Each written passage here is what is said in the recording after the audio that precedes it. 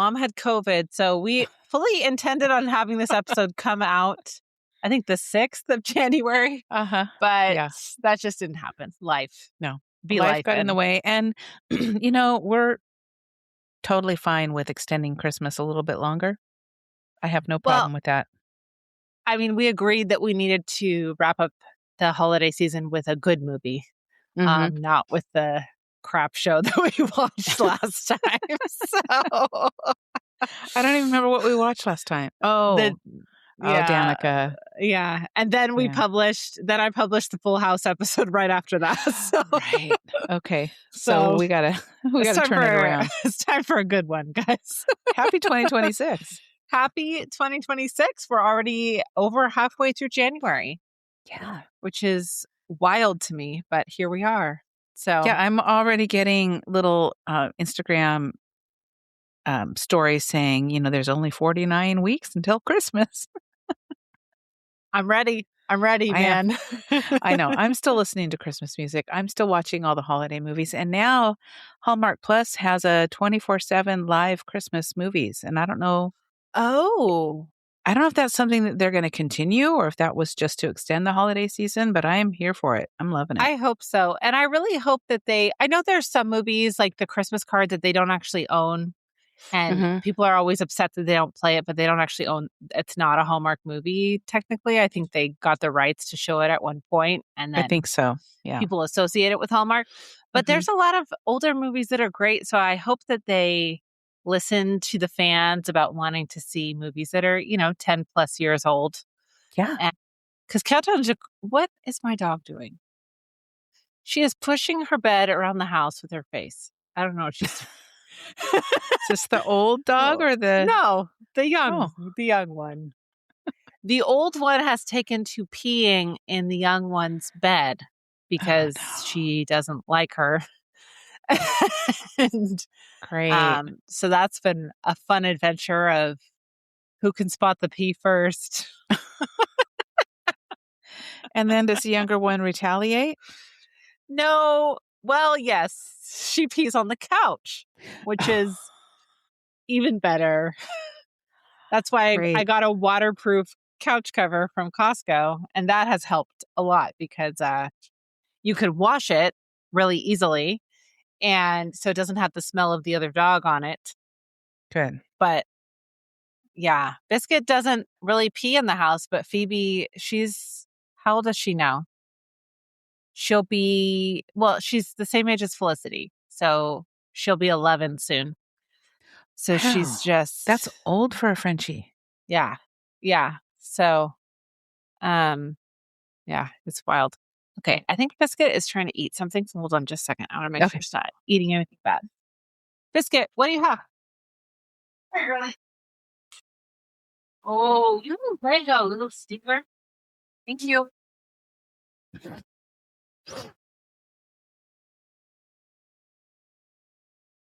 Okay. She had a Lego. Oh, no. No, we don't want to get one of those lodged. Good. She knows they're not good, so she'll just chew on it until somebody notices, and then she'll drop it. Just trying to get attention. Yeah, exactly. So, well, anyways. I got back into the gym this week because I've been out because I had COVID. I went 4 times this week. I don't know if this is appropriate topic on the pod, but I'm doing my workout and there's mirrors everywhere. Yeah. And somebody, let's just say, had some gastrointestinal issues today. Oh, no. And I don't know if it was to my left, to my right, somewhere down the line, but there's mirrors everywhere. And I'm really trying to make my face not show that I know something's going on. Oh, my gosh. It was so bad. I was just like, just hold your breath. They're telling me to breathe, but nope, I'm holding my breath. That's like sometimes when you're in the store and you walk down an aisle and you're like, somebody here does not wear deodorant and they need to. Yeah. And you just hit a wall of smell. Oh, and it's just like, you can't control your face. Yeah. It's just like, I got to get out of here. Your nose shrivels up and you snarl.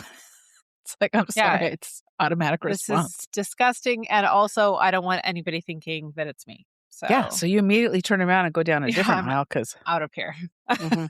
I wear deodorant, guys. Exactly. Oh, goodness.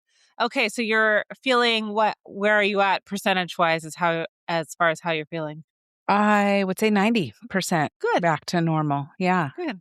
So I'm still like towards the end of my workout, I'm just taking everything I can to push through it, but but I'm still going back the next day. So that's good. Good. Awesome. Yeah. That's great. Still scratchy in the throat. So by the end of our episodes, I may be sounding like an old smoker, but I feel fine. So COVID is no joke, man. And if you have it, don't be around other people. Oh, yeah, And we're don't. sorry. And don't be around other people because I think I got it from the gym from another person who said, I was feeling kind of crummy last night and I had a sore throat and a cough, but I think I'm good now. I came anyways. I miraculously got better in 8 hours. Yeah. And 2 days later, I had symptoms. So yeah, if you're stay sick, home if you're sick. Don't go to the gym. The gym is one of the worst places you can go if you're sick, I think, because not only are you bringing your germs to everyone else, but you're exposed to more germs, and your you're immune touching the system equipment is low. and yeah.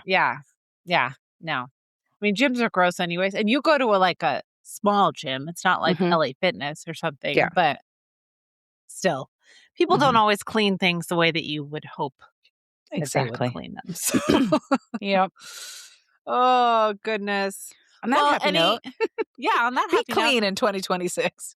So we are a little far out from January 1st, but I was going to just ask, is there anything, I don't really do specific things that I want to change for the year, but are there any intentions that you have for this new year of 2026?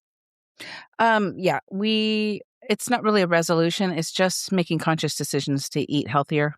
We're doing kind of a Mediterranean thing, fish and grains and vegetables, and just being really mindful of what we consume because there's so much garbage. Trying to stay away from the processed foods, and then really being intentional about our garden this year, what we plant, how we store it, so that it really has longevity throughout the year.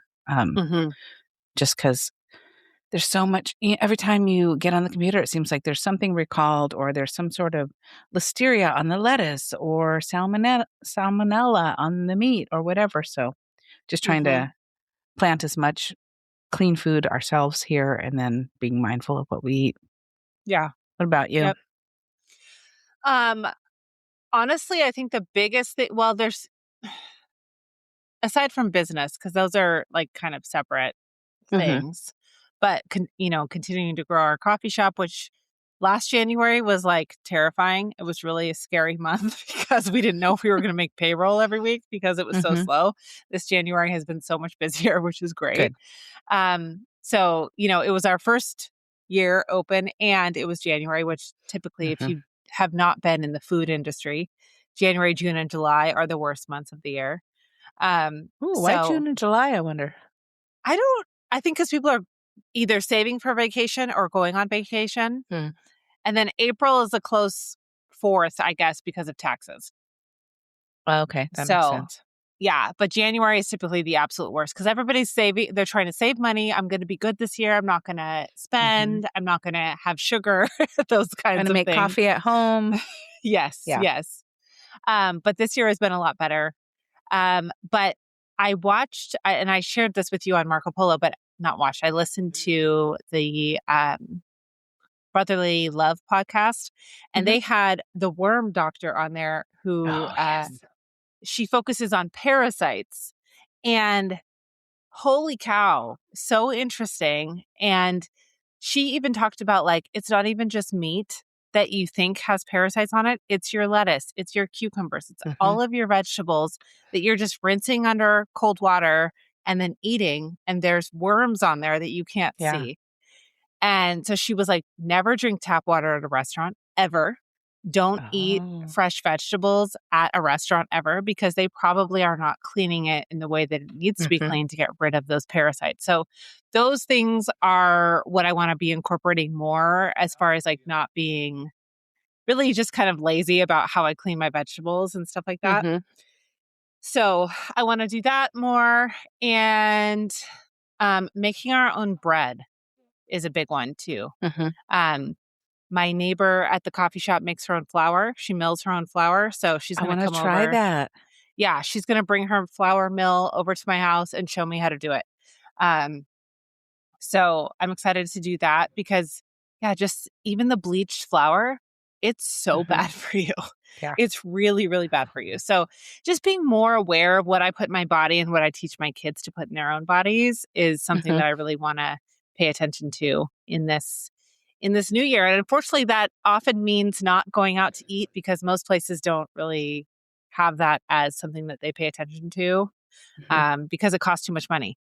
Yeah. And I understand that, but also we need to be mindful. So, and I'm going to do a parasite cleanse. I went ahead and ordered it, even though I put it on my birthday list. But then I was like, I'm just going to order it. Happy birthday. May you be worm-free. Here's some worms. But we're all going to do it. And everybody, I'm not a doctor, but in my opinion, everybody should do a parasite cleanse once a year. Well, I'm being targeted for them now that we had that conversation over Marco Polo. And I'm like, oh my God, they're even listening to our Marco Polos. Yeah.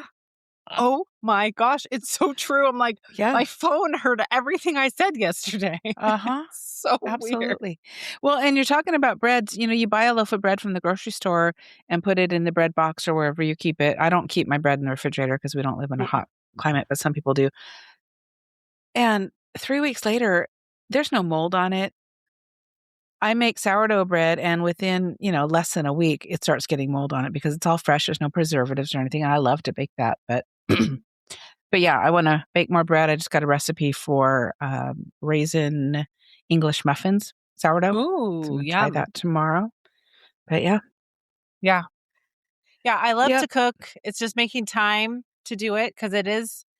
I don't want to put rose-colored glasses on about it because if you're gonna cook all 3 meals in a day, it's time intensive. It's not easy, especially if you're making everything from scratch. It's not an easy thing to do if you have other things going on in your life. So, it's just doing the best that you can, I think, and just being mindful of what you're purchasing at the grocery store and all the junk that is allowed to be in food that we really shouldn't be consuming. So, absolutely. That's my crunchy high horse for the year. Nothing wrong with that. No. And honestly, I'd rather eat at home more and more. I go to a restaurant and I'm just disappointed in the prices and the quality of the food and the service. So I'd rather just make food at home. Oh, not me. I love going out. Don't tell me what's in it. Just give it to me. If it tastes good, it's great. But we don't do any fast food at all. We don't do I don't like fast food. My kids used to love Chick-fil-A. Chick-fil-A is horrible. It is so bad for you. And they somehow, with their good customer service, make you feel like it's not. It's not. But it is. Their chicken has been tested to have chicken birth control in it. It's really bad. So, I like the idea of it, the thought behind it, and it tastes good. But I always feel like garbage after I eat it. So. Oh, yeah. And lots of Chick-fil-A sauce, which is 300 calories for a couple of tablespoons. Oh, the Polynesian sauce at Chick-fil-A. Yeah. Oh my gosh, it's so good. But I make my own ranch. I make all of our own sauces. We just don't buy it. I make my own barbecue sauce because it's just, I think because convenience has become such a part of our environment that we don't realize how simple it really is to make a lot of these things. And it's a lot cheaper if you just keep the ingredients, so. And then you don't have all these plastic bottles that are going into the ocean as well. Yeah. So maybe we need to do Cooking with Love on the Pod, guys. Yeah. We need to do recipes inspired by certain movies. There you go. That's a good idea. That'd be fun. Okay. Well, welcome to Love on the Pod, a podcast about all the cheesy romantic TV movies we adore. I'm Jessica. And I'm Sherry. And today we're throwing it back to 2025 to the holiday season. And we're talking about The Christmas Baby. But before we do that, I do want to touch on a couple of Hallmark headlines because we're going to do Finding Mr. Christmas on the next episode, correct? Finding Mr. Christmas Not in super in depth, but we Just never really finished that out. Yeah. So no, we want to wrap it up with a nice bow. Okay, so Hallmark Channel is already knee deep in their January winter escape lineup of new movies, including Lost in Paradise, which has come out, A Melbourne Match, which has also come out, and then Love on the Amazon, Caught by Love, and Missing the Boat. I've not watched any of them. Have you watched any of them yet? I started watching the first one you mentioned with Lacey Chabert and Ian Harding. Lost in Paradise? Lost in Paradise. I started watching that. I'm trying to decide. Maybe we'll talk about that next time. Okay, cool. And maybe we'll do a twofold. Maybe we'll do that one and Love on the Amazon because I really want to see that one as well. Oh, okay. Sounds good. I wonder if they'll make that a series like they did with Love on the Danube. I don't know. Maybe. You haven't seen any of those, have you? No. No. Well, no. Unless the Keller Christmas wasn't one. I guess it's kind of sort of. Yeah, it's like an offshoot of those movies. Yeah. But okay. Yeah, I haven't watched any of these, so I'm excited to watch. I was an overachiever this year though, guys. I watched all of the Hallmark holiday movies, every single one. Nice job. That was a first. I've never done that before. I've never done that. I'm still catching up on some of them. I'll get them done by the end of the season. You know, I was like, oh, I need to watch the Great American Family ones too, but I don't know if I need to do that.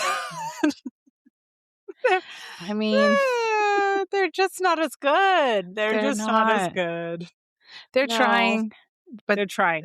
They need to keep trying. Yeah. I did watch, I think I watched all the Hallmark ones. The new, or not Hallmark, Netflix ones. I'm pretty sure I watched. Oh, I didn't. 4. Yeah, I think I watched those. I did watch Lifetime's Do You Fear What I Fear? I watched that too. I enjoyed it. I loved it. I'm just going to say, I thought it was a great movie. Great. There was nothing wrong with it. I wish there was a little more Christmas, but the idea of like this weird stalker broke into my house and decorated my Christmas tree. Okay. Yeah. Sure, I'm in. Absolutely. One less job for me to do. We've watched worse movies, okay? Definitely. Yeah. And I definitely pegged it right from the beginning. If you haven't seen it, I won't give away who done it, but because they showed this close-up of the eyes in the promos, and I'm like, okay, well, I know who did it. Those are the eyes of this person. So I didn't. It wasn't as obvious as, what was that one we watched with Brenda Song, where you knew right away who the killer was? Oh, yeah. Yeah. That was terrible. Had I not seen the eyes, I wouldn't have known. Yeah. Because I think they did a good job of keeping it mysterious. But I really like thought that it was going to be the neighbor or the techie guy. And then all of a sudden it's like, oh no, you're wrong. Uh-huh. Yeah. So anyways, yeah, if you want like kind of a campy thriller, holiday thriller, Do You Fear What I Fear? You want to slay this Christmas? Oh, that was the other one I watched, was the Brandy one. I couldn't get through it. It was horrible. It was the worst that I saw this season. It was off. I couldn't finish it. And I usually force myself to finish, but I couldn't do it. I did finish it, but then I found myself laughing at the parts that were supposed to be sad. And it was just, yeah. You know, I am a stan for Brandy's Cinderella. That's like one of my favorite childhood movies. It's so good. She has lost a lot of her acting ability since that time. So, or maybe she just needed Whitney Houston. Maybe that's what we were missing. I don't know. But it was terrible. So don't waste your time. I don't even remember that one was called, but you don't need to watch it.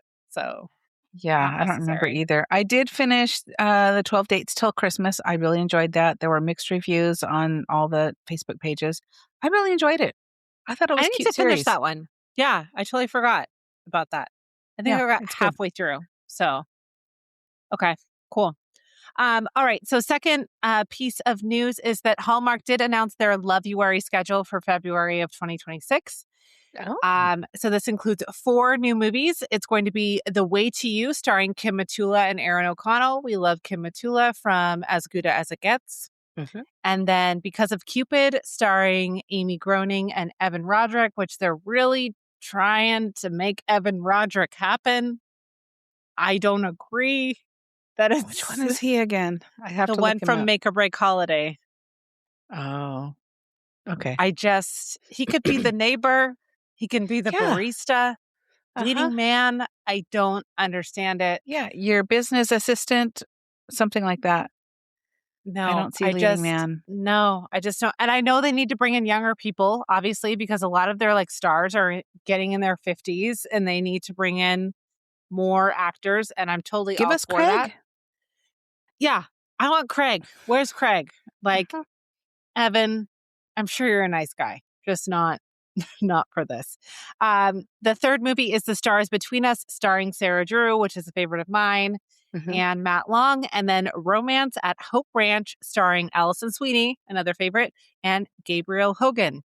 A lot of these men I don't recognize at all. But I will probably watch all of these. So yeah, I'm excited to see these. So these will start releasing on February 7th. And then lastly, an awesome piece of news that I was not aware of is that Christy Carlson Romano is going to be one of the stars in the Disney World Christmas movie, Holiday Ever After. Oh, really?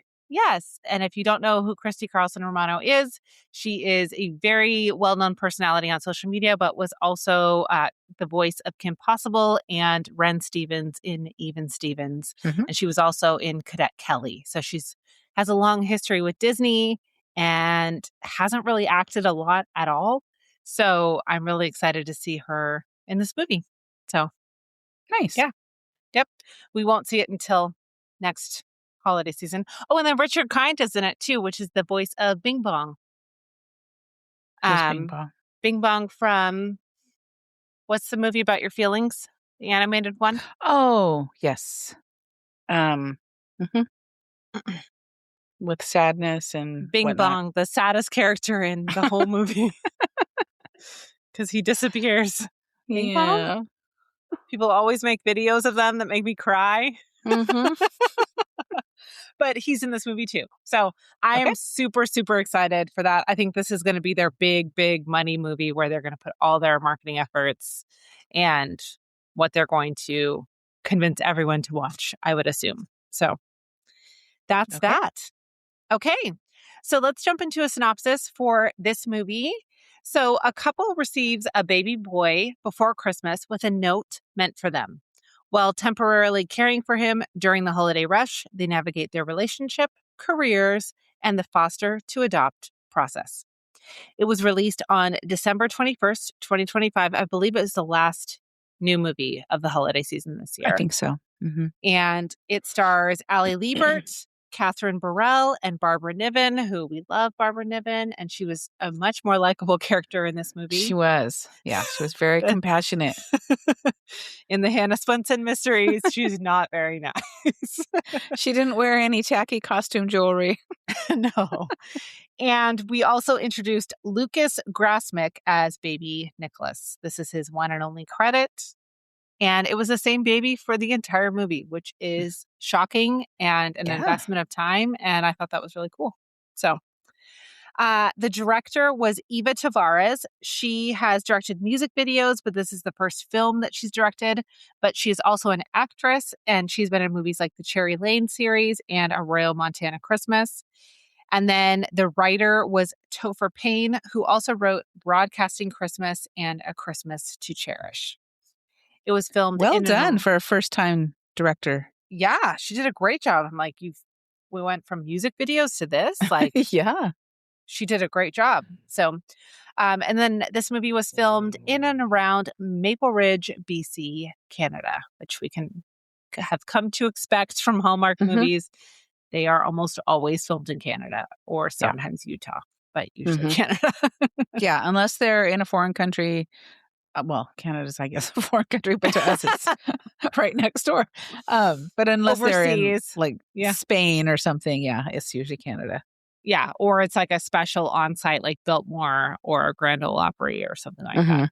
So, okay, so what were your initial thoughts on this film? I loved this film. I thought that Ali Liebert and Katherine Barrell had really authentic chemistry. I love that it moved beyond the typical meet cute they already knew each other. It was already an established relationship. I thought it was like authentic in their representation of the LGBTQ community, and focusing on an established couple rather than throwing in the gay BFF. It was just a really authentic story about a different kind of family. And yeah, it wasn't about meeting and falling in love. They already have this committed relationship, and then life throws them this really unexpected big curveball. And I just like the way they navigated it. And yeah, I loved it. It was great. Yeah, I mean, shout out to Topher Payne, who wrote the movie. I think, I'm assuming this is a gentleman. I've never known a woman named Topher, but it's possible. I did not check. But he, I think, did a phenomenal job. Yeah, they did a phenomenal job writing this relationship, writing the connection between them, writing the dissension that happened between them. I think it's no secret that we both rank this as our top number one movie of the season out of all the networks. I think it was just phenomenal. It was so good. And for anybody who skipped it because of the LGBTQ reference, I think you really missed out on a really great movie. So, yeah. I agree, because it wasn't... There were a lot of griping people in the Facebook pages, and it's like, either give it a try and see what a beautiful story it really was. It was not focusing on sexuality. It was focusing on a family that comes together during this time of crisis, really, because this baby is just thrust upon them. And I think so many people... I'm sorry, I'm about to go off on a tangent. But so many people saw, it's a couple with two women. I'm not going to watch this. And it's like, one, shut up and just scroll on by then. Yeah. Or two, give it a try and see what a really, truly beautiful story it was. So, because that's your right if you don't want to watch it, just like any movie. Like if I see a movie that's crappy, well, I'm probably going to watch it actually. So it's maybe not the best example, but you have the choice is the point, right? Like if you don't want to watch it, you don't want to watch it. But it was just like any other story. Like this is very similar in concept to Three Wise Men and a Baby, except the family unit is different. And people love Three Wise Men and a Baby. They're obsessed with it. Because they're brothers. Yes. Yeah. So I think there was no issue with it. I think it was wonderful. I think it's great that we're incorporating more families that look different. And, we're addressing this issue of like, this is a single mom who doesn't have a dad in the picture. She hasn't even been to college yet, and she wants to. She needs help. And this family is equipped to do that for her, So I think it was a beautiful story. Yeah, she sees them as a loving couple, responsible, two people that would love on this baby and give them a really wonderful life and a beautiful home. Yeah. Now, the way she went about it, yeah, a little weird. A little not normal. Yeah. But I've never been in that situation. Yeah, but you couldn't actually do this in real life. Do not just leave your baby in a UPS store, please. No, okay? CPS would come and take them away for sure. Talk to the people first and then go through the proper channels, because this is not how it works. Exactly. But we suspend our disbelief in that part of the movie, and we just keep on trucking. So as far as scene stealers and MVPs, I have quite a few notes because I just really enjoyed this movie. I liked it a lot. So I'll just start from the top and we'll just move on through. So first of all, I loved that they had normal jobs that were different from what we typically see in Hallmark movies. They were not bakery owners. Like this girl owned like a UPS style store. That's not like something that most people probably dream about doing. But it was great. And then the other gal is a set designer, but not for movies. She does like community focused work. And it's all over her house. It's exploding in her garage. Like she's annoying her neighbors. And I just loved that because we've talked about wanting to see different careers besides lawyers and, bakery owners and those kinds of things. So it was CEO of a major corporation. Yes. So it was she was really wearing refreshing. her little polo shirt with the embroidered logo for the Mail Plus or whatever. I can't remember what the name of the store was, but it was that kind of a, your regular everyday job. Mm-hmm. Probably doesn't make tons of money, but it's enough to make a nice life and get by. Yeah, for sure. Let's see. I also, like I mentioned before, I thought it was really cool that they use the same baby the whole time. This is not normal. Because babies have a very limited window of time that they can actually be on set. I think it's 2 hours or something. It's not a long period of time. So to use the same baby the entire time, especially when you're working in such a tight window, is really cool. So they had whoever was planning the production had to be really intentional, and bravo to them because they made it happen. And this baby is so stinking cute. Oh, yeah. Very cute. It's adorable. And they left in like all his little noises and everything. It was just, it was so cute. So loved it. But I do want to mention in real life, like I said, you cannot just give your baby away to someone you trust, even if you have the best intentions. That is not legal. Even if you talk to this person and you give them your baby, that's not legal. Like you have to go through the adoption process and make sure that there's lawyers and forms and a judge and all the things involved. So if you do feel like you are not equipped to be a parent at the moment, absolutely reach out for help, but don't just like assume that you can just give your baby to your neighbor and then come back later for them or whatever it is. I'm not an expert in this subject, but this movie is not an expert in it either. No, no. This is a Hollywood story. This is not how it happens. Yeah. Yep. Okay, so the moms of the two lead characters. Loved them. Oh my gosh, they were so great. I loved them. They were like meddling moms, but not over the top. They were taking care of their daughters. And when Erin's mom talks about how she got her cookie press at the Pampered Chef party, and she's like, those events don't come around all the time. I don't have those kinds of connections. I was just like, what? It's so funny. Well, and these moms have been through parenthood, right? And so when they come and the Erin and Kelly have purchased only 24 diapers, they're just cracking up. And they're thinking, oh, too many? Yeah, okay. You're going to go through those in a day. Yeah. 24 diapers is not enough. No.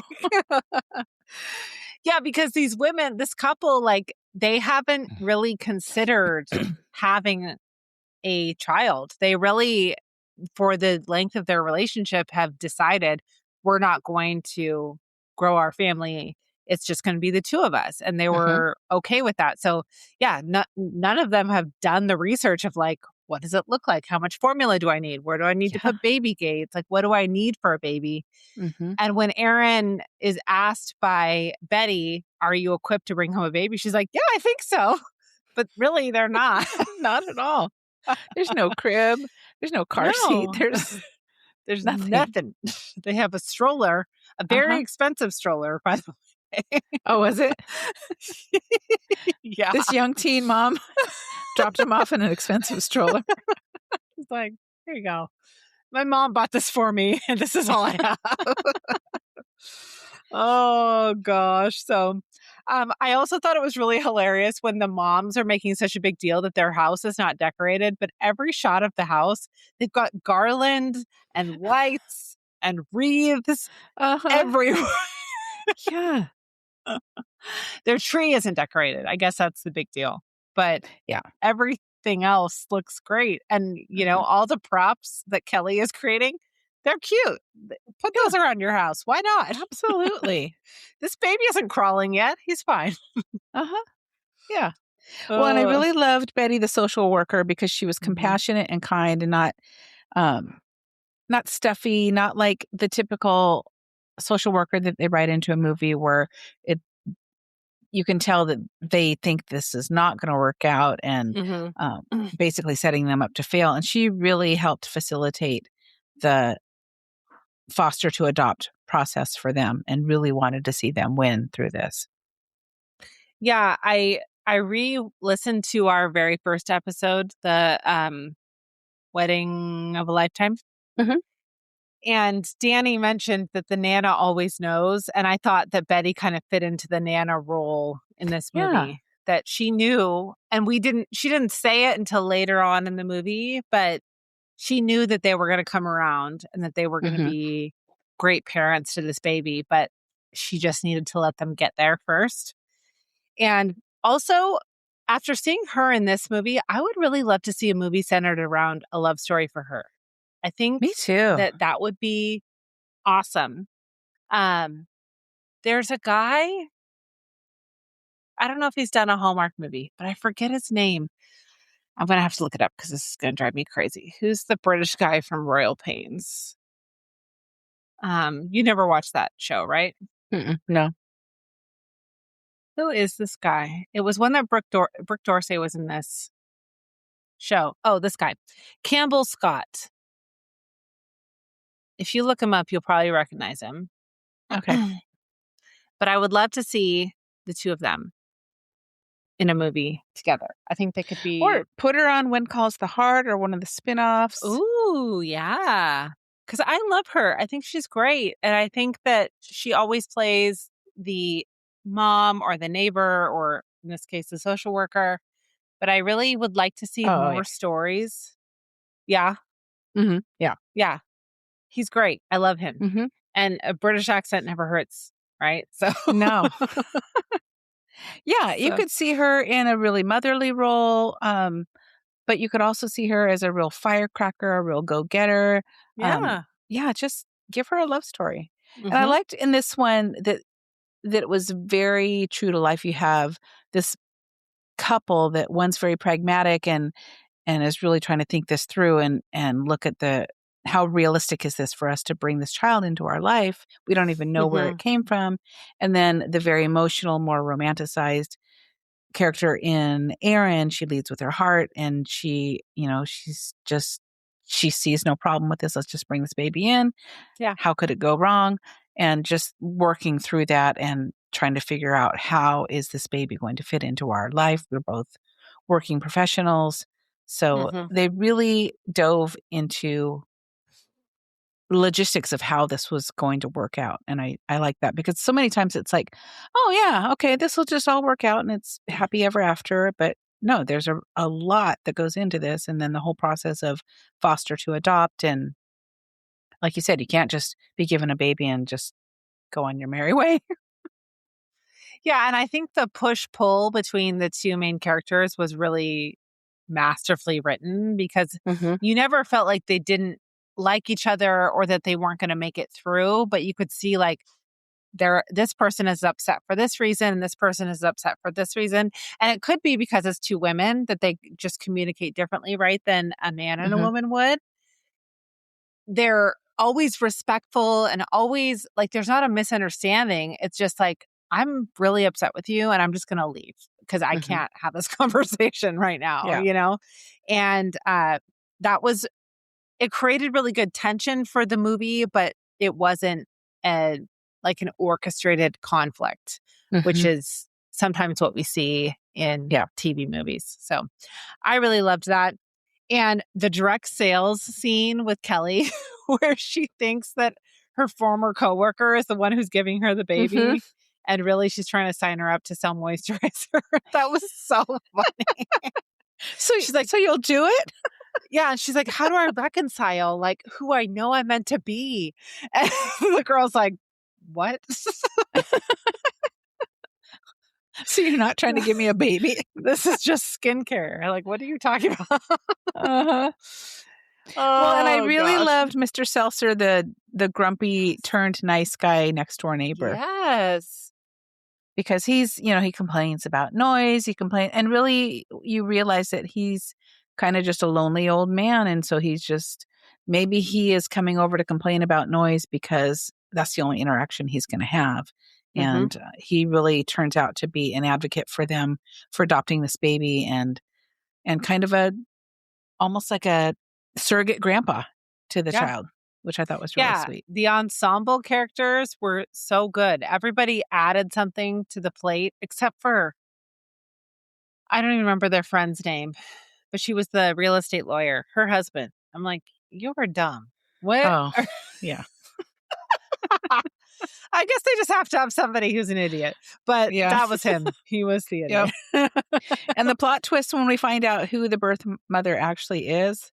Yes. I don't know about you, but I was not expecting that at all. I was very surprised. So well done on keeping us in suspense. Yeah.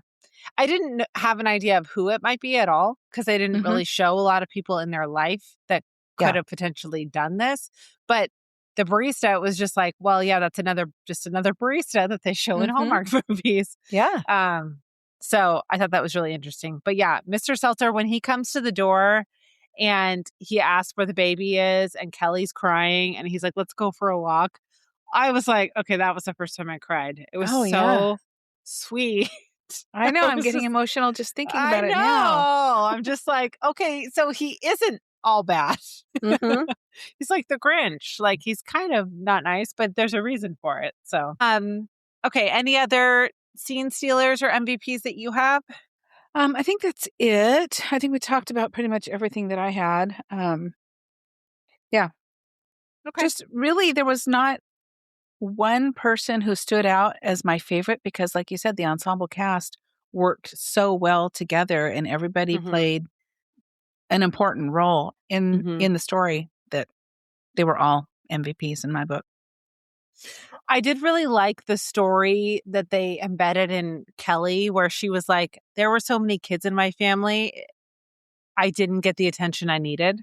And I don't want to share you because of that. Right. Yeah. So that was really interesting to see that played out. That it wasn't just like, oh, I don't want a kid. It was like, no, there's a reason behind it. I had a good childhood, but stressful, sometimes. And I don't want to share my partner. Like, I just want you to be here for me and for yourself. And that's it. So I really liked how they worked these like little nuances into the characters in a way that didn't feel like pressed or over the top. So again, just Topher, write more Hallmark movies because you did a good job. And I like Broadcasting Christmas too. That was a great movie. I loved that one. So me too. Okay, so I have a few discussion questions for you. Okay. So how do you think the movie handled trust between the couple, the birth mother, and the situation as a whole? And what stood out to you about that dynamic? Oh, gosh. Well, I really liked the way they portrayed the couple, Aaron and Kelly, as, like I said before, one very pragmatic, more realistic, one more emotional, and how that became kind of a wedge in this whole process. Because it would be hard. One is saying, I don't want a child. I don't want to share you. I don't see our family like this. And then the other is saying, I hear you, but I could see our family evolving and growing and being even greater with this child, and how they had to take a step back from one another for a little bit and then come back together and realize that this could be a really beautiful thing. So I think that was portrayed really well. I like that they welcomed the birth mother with open arms. They understood her decision. And there wasn't that, because I was really expecting it to be, I changed my mind. And if they had done that, I think it would have been totally unnecessary, because I think that they played it out in a really beautiful way without having to have a big major conflict, because the conflict itself was, are we going to do this? Can we do this? What is our life going to look like if we do this? And that was enough of a conflict for me. So yeah, I think the way that they worked together with the birth mother was great. And like I said, there didn't have to be coming to attack. I don't know. A deer walks by the yard and they all lose their minds. Yeah. So anyway, what about you? Yeah, I agree. I think that the fact that at the end they meet the birth mother and they tell her, we live in the same town, like you could be in his life. And she says, actually, no, I don't want that. I want to start over. The reason that I'm giving you my son is that I need a fresh start, and I'm going to go to college. And, we think that like maybe in the future she might come back around, and then that relationship could be reopened. But the amount of trust that she has for this couple to take her son and raise him is really immense because she's willing to just say, I'm going to walk away completely and let you take this on. And I love that. It's very interesting. It showed a really good relationship dynamic, I think, because this happens, when people are together for a long time. Because Kelly says to Aaron, but when we got together, you said you didn't want kids. And she's like, yes, I did. But now I've changed my mind, right? Like this has changed my mind. And so how do you navigate that as a couple? How do you figure out if this still works together, when one of you has changed your mind on a pretty massive life choice? So, yeah, I think they handled trust really well. And obviously the social worker trusted the crap out of them. I'm just going to leave this baby. Here's the baby. No background check. I'll expedite a home visit, I think, at some point. And the guy who comes to do the home visit is like, yeah, I lit my wife's house on fire when I first met her, so it's fine. Oh, gosh. Anyways. In what ways do you think the Christmas setting shaped how the characters handled truth, forgiveness, and connection throughout the movie?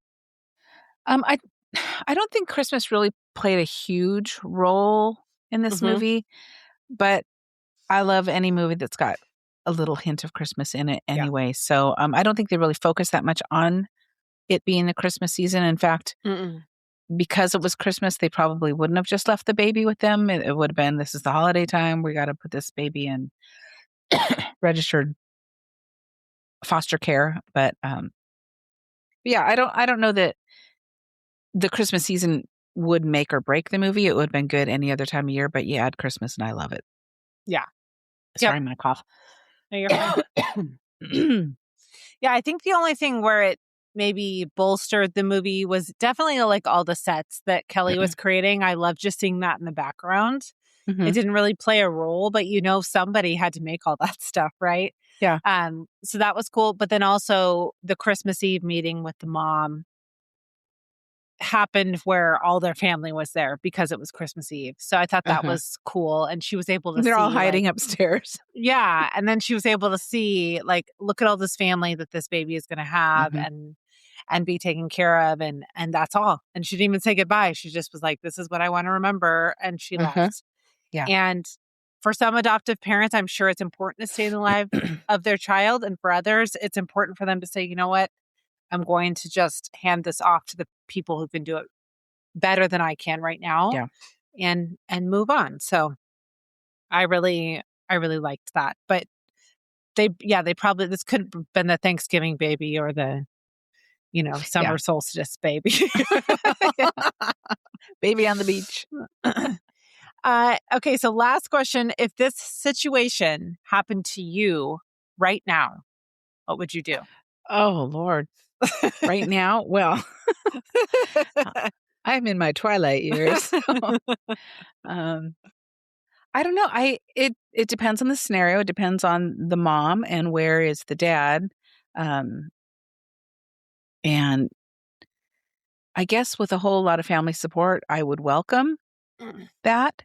Although being 61, 10 years from now, I'll be 71 and the baby will be 10 years old. So that would be difficult. That would be hard as an older person, but I mean, didn't Robert De Niro just have a baby? He's like 85. Yeah, but how old is his? How old is his wife? Yeah, so he'll leave all the money and she'll be fine. What about you? You're so busy. How would that look for your life? I mean, we have not completely shut the door on having another baby, so I wouldn't say no. There has, without going into detail, there has been times in our marriage where we were considering taking on a child that was not ours. It didn't end up needing to happen, but I feel like if someone feels strongly enough that you can raise their child, you definitely have to give that a lot of weight and really think about it and whether or not you are equipped to do it and what their reasoning is behind it. And also that dynamic with that person, because if that person is going to show up constantly and try to interfere, that can also be a huge issue. Whereas, what they portrayed in this movie didn't look like it was going to be that. But I can imagine if you take on the child of like a family member, they could potentially try to interfere even though they are not the custodial parent. So it's balancing all of those things. If a random customer of mine at the coffee shop wanted to give me their baby, I don't know what I would do. I'm not sure. You call Topher and you figure out, I'm like, how do I write this into my life? You gave her this idea, okay? Oh, gosh. So anyways, I'm at that age where it's like either have another baby or don't, because I'm almost 37. So it's like, you either do it or you don't. And like you said, like, I don't want to be a parent who's 70 when my child is 10, really. Like, that's not the preference, I don't think. Yeah. So, no. But if something happened and suddenly I was in charge of my grandkids, obviously, I would take that on in a heartbeat. Absolutely. It's different from if a stranger just parks a stroller in your place of business and says, good luck. See you later. I see potential in you. I don't even know your names, but chocolate croissants, take care of my baby. Oh, gosh. Okay, so behind the scenes details, I really didn't have a lot because the sets, like, this was filmed, they filmed it in an old hospital, some of it, which apparently is used for a lot of filming. And then in different homes and things like that. But one thing that I got from all of the reels and things that they posted was that there was just so much joy and chemistry. There wasn't. Sorry, I was talking to you. It was horrible. He wanted to know if I wanted oatmeal. His signing. Want oatmeal? No, it's 12:30. Eat this. So there was just so much chemistry and joy on this set, and they were happy to like hang out with the baby and be patient when he was crying and just really bring this story to life. And I thought that was really cool. Now, does Ali Liebert have any children? I don't believe so. I don't she believe in she a has relationship. I don't think she has a long-term partner. Katherine Barrell is straight and she's married, but Ali Liebert is part of the LGBTQ community. I don't think as far as like publicly, I don't think she has a partner. But she does a ton of work with Hallmark. Like, even if she's not acting, she directs a lot and has really just helped, I think, shape a lot of the channel behind the scenes, which I think is really, really cool. So, yeah. Okay. So lastly, I think we've kind of established this, but do we think the chemistry was believable? Totally. Yeah. Totally. Yeah. I just, and the fact that they were a same-sex couple was not the focal point of the storyline. It was just, they're committed in a relationship. They're married, I think, aren't they? I think they're married. And it's just, this is what it is. They're a married couple, and then something happens to change the dynamic of their family, and it plays out in a really wonderful way. And I thought that their chemistry was great. Very believable, very authentic. Yep. I agree. Yeah. I totally thought that if you had told me they were actually married in real life, I would have believed you, you know? For sure. They just like the little things of like how they touched each other on the shoulder or played with each other's hair or the way that they spoke to each other. They just did a really beautiful job creating chemistry. So I do wonder if they were friends already, if they knew each other or not. If they didn't, they did a great job in creating chemistry in a very short period of time. Because we know with these movies, they don't have a lot of time to build chemistry. They can't go spend 6 months hanging out together, you know? So, I thought it was great. I love these two. I would love to see a sequel to this movie. I think this is an easy yes for a sequel. Navigating the toddler years. Maybe Mr. Seltzer plays a more pivotal role in the baby's life, stepping up as a baseball coach or a babysitter when they get in a bind or something. Yeah, for sure. So I loved it. I thought it was great. Okay, so let's play a small game. Okay. It's called Right Choice, Hard Choice. Okay. Did you hear that noise? I don't know what's happening in there. It sounded like grinding coffee. So I'm going to read a statement, And you're going to say if it was the right choice, the hard choice, or both. Okay. Okay. Okay. Leaving the baby with a couple you know only through routine, not through relationship. What are my options? Because that's a hard pass. Right choice, hard choice, or both. Well, in this movie, ultimately, it turned out to be both, but that's a hard choice. Yeah. Why?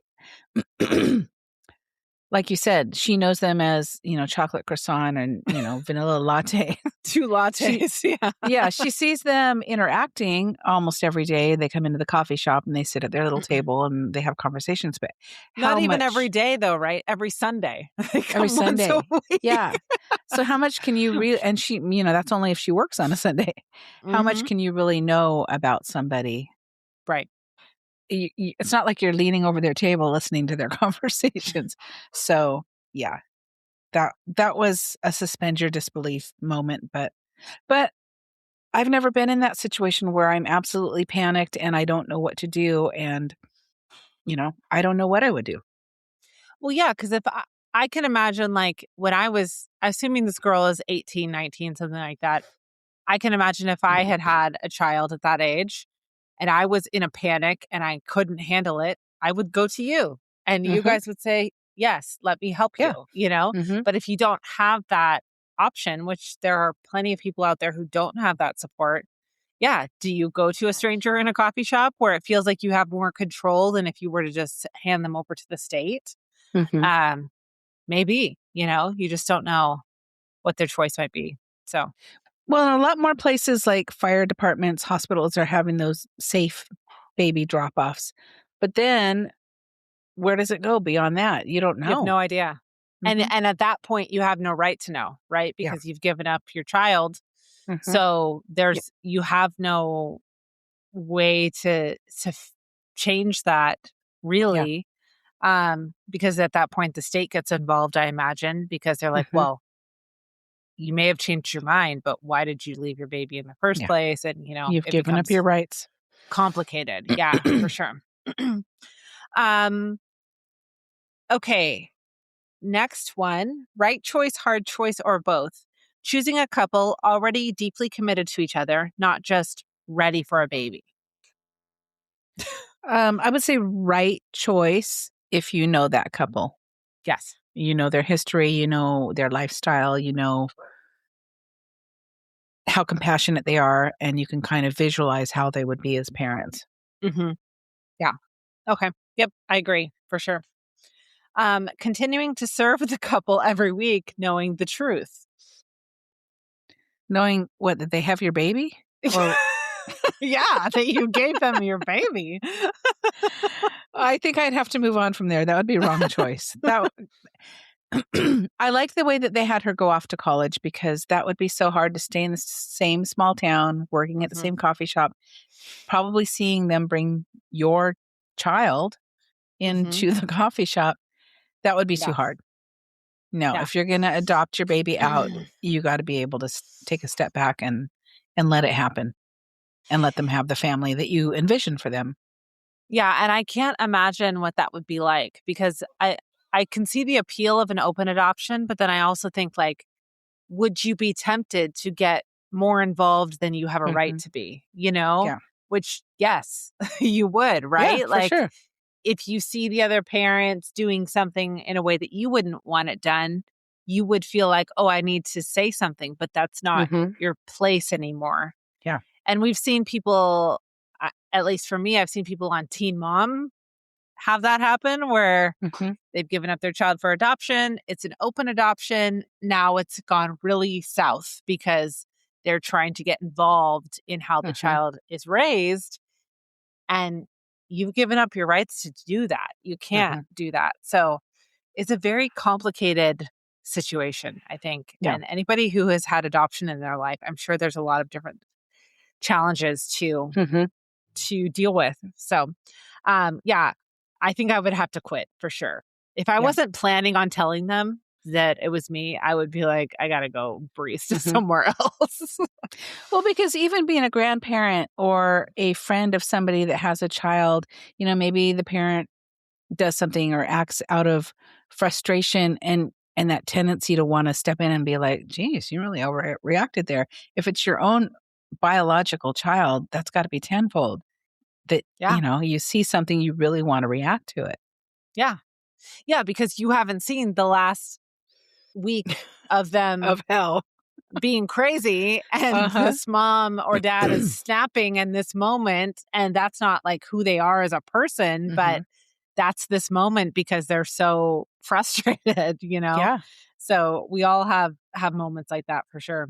Okay, right choice, hard choice, or both. Waiting until Christmas Eve to share the truth. Oh, see, that would be a hard choice because she should have been upfront right from the start. Yeah. Although, because of the way that Aaron and Kelly felt differently about, well, they originally both thought they weren't going to have children. And then is it Aaron? Aaron's the one that wanted the child. Kelly didn't? Yes. At first? Yes. Okay.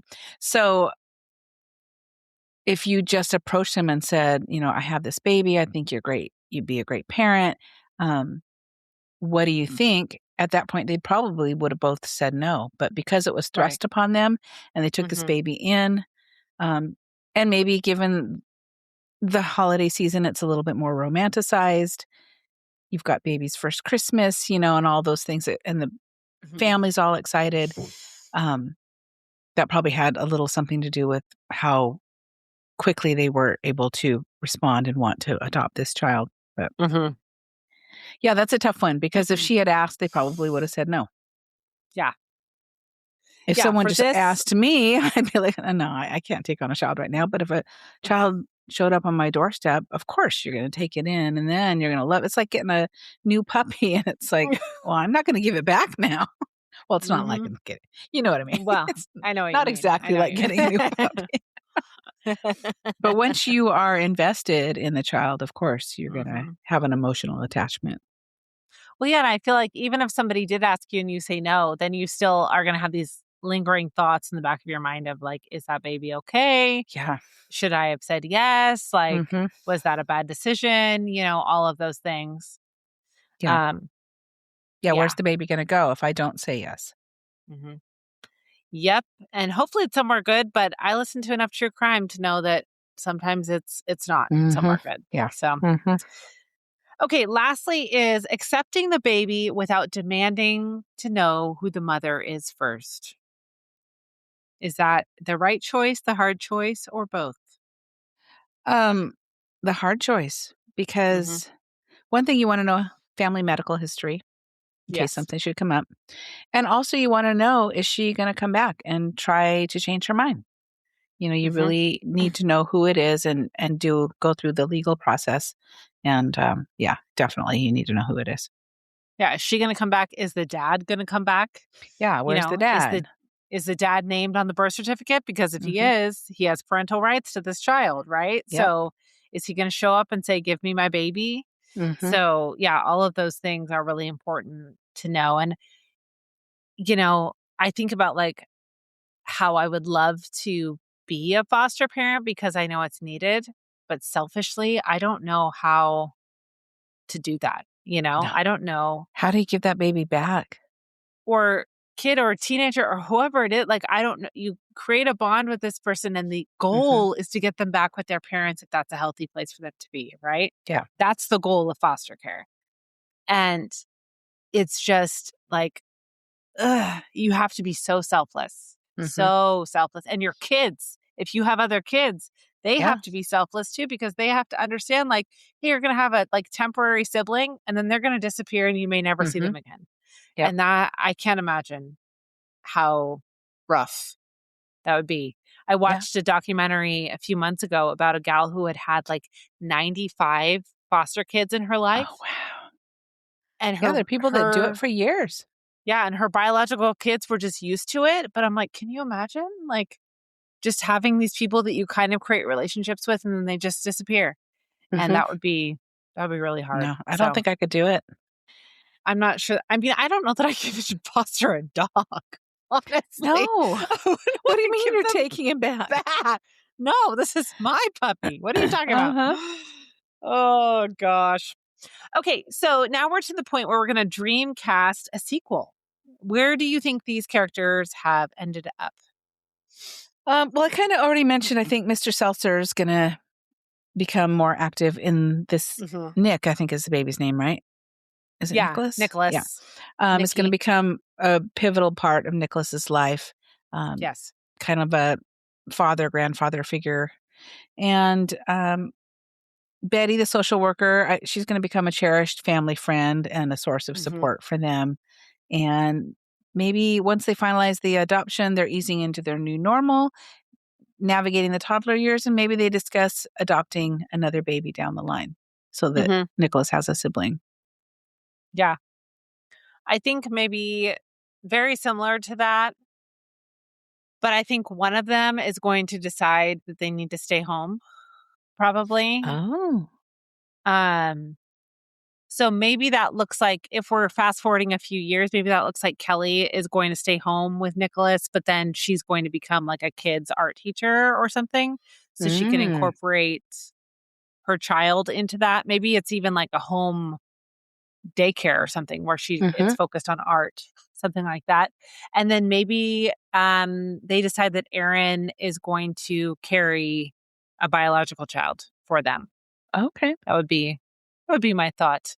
Yeah. And yeah, I would love to see a sequel for this movie. I really hope they do it. I really hope. Have they ever done surrogacy on a Hallmark movie? I can't think of any. That would be an interesting take. No. I don't think they have. Not that I can remember. Yeah, I can't think of one. Yeah. You know? That would, that would be cool. So, okay. So now we're going to rate the movie based on a fun attribute. And can you remember the name of the halibut? Because I couldn't remember his name. Was it Hal? Maybe is it Hal the halibut? I thought we would use the halibut toy in the Santa hat as our rating system. For the halibut. Yes, for the halibut. So what are your thoughts there? Well, I think you already know because we both rated this as our favorite of the season. But Hallmark, I think they're doing a great job of showing different kinds of families, which is our reality. And whether you like it or not, choose to watch it, choose to don't watch it. But it was a really beautiful movie. Like I mentioned before, their sexuality wasn't the focus of the movie. It just dealt with very real emotions and struggles any couple would have when faced with this major life change. And the chemistry was great. The supporting characters added dimension and a sense of humanity and humor. And this is one I'll watch every year. And it's getting kind of dark in here. 5, Hal the Halibuts for me. Yeah. Loved this movie and would love to see a sequel. Yeah. Yep. I completely agree. The chemistry was on point. All of the supporting characters were wonderful. Nobody took away from the movie. They all had a role to play that was important. The baby obviously was adorable. Would love to see him come back if they do a sequel. And the chemistry between the two leads was phenomenal, along with the writing. I think the writing supported their chemistry in a really beautiful way. And like we said, the director, who had never directed a movie before, did an A+ job. She did such a great job. There were so many good shots, even at the very beginning of the movie where they are panning along holiday decorations and just really great camera work, I thought. So I also will give this 5 Hal the Halibut toys. And this is my number 1 movie of the season. The very last one was my favorite. And Betty really set them up for success. Yes, what a great source of support for them. So well maybe done. Maybe a sequel follows Betty. Maybe she helps another family. And maybe that's what a sequel looks like. And it's not the same family. So that and maybe Aaron and Kelly can be an example of what that looks like. Yeah. So. Yeah, for sure. Okay, so our next episode, we are going to actually finish up the holiday season, tie it in a nice bow with our top 5 holiday made-for-TV movies, not exclusive to Hallmark. Anything that we watched this year that was a made-for-TV movie, we're going to talk about each of our top 5s, what that looked like, and then also give our opinions and thoughts on the Finding Mr. Christmas finale or reunion. And the subsequent film that we watched. Yes. That was a thing that we watched. Yes, it was a one and done situation. Not as bad as last year, but still not good. No. So be sure to follow us on Instagram at Love on the Pod and share your episode thoughts or ideas by emailing us at loveonthepod@gmail.com. Plus, you can text us with future movie recommendations using the link in our show notes. And if you love this episode and want to hear more, please subscribe to the podcast as we drop new episodes weekly, except for the last 2 weeks when sickness prevailed. So whether you're leaving your baby at a pack and ship a few days before Christmas, or learning that the local barista wants you to raise her child, we hope you don't forget to decorate your Christmas tree. Have a great week, and we'll see you soon. Goodbye. Bye-bye.